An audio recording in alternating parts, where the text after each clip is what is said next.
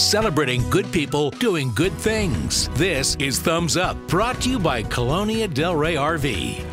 And every night we celebrate good deeds here in our community. And tonight we're giving a thumbs up to a group of middle school students from San Antonio who are spending part of their summer helping the victims of Hurricane Harvey.